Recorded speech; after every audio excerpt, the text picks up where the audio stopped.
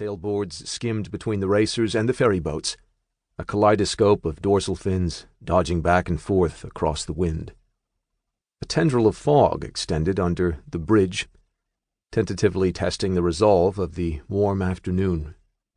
All around him, people were running, walking, or bicycling to and from the distant towers. The balmy weather had obviously put a serious dent in the city's afternoon workforce. He felt the darkness coiled within him gradually begin to release as he ran toward the dying sun.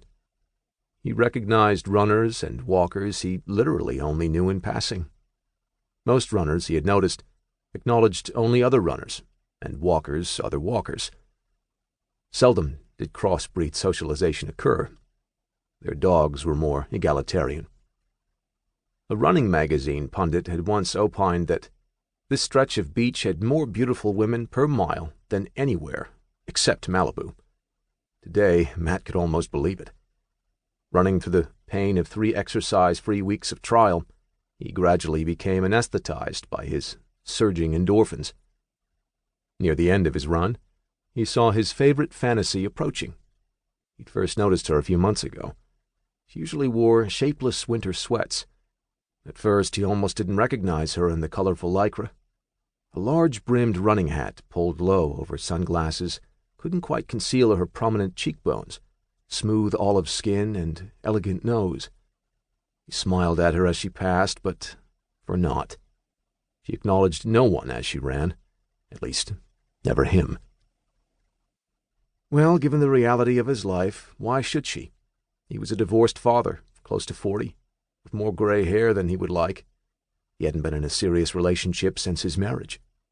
He'd cobbled together a reasonably successful law practice, but he always seemed to be on the edge financially.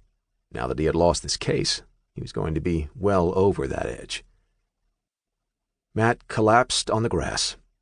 As his breathing quieted, he stared across at the uninhabited headlands rising serenely above the bay. His dream in going to law school and representing injured people had been to make a real difference. He had been so ambitious, so ready to take on the world. Now, the only thing he cared about in his life was his son. Maybe he was just really tired. Matt decided his fantasy runner should be a model or an actress. He wanted her to love the mountains as much as he did. Perhaps she also had studied ballet, loved dogs, cooked Cajun cuisine as a hobby, and was a Class 5 whitewater kayaker. On the other hand, with his luck, she was probably married, had several kids, and hated lawyers. Matt let himself into his apartment, poured a pitcher of ice water, and dropped into his favorite chair on the deck. The gray mantle was starting to win its daily skirmish for control of the bay. In the misting twilight, he could just make out the burgeoning lights in the flats of the marina district below. He let the gusting air cool him down from his run. After his shower, he hit the button on his answering machine.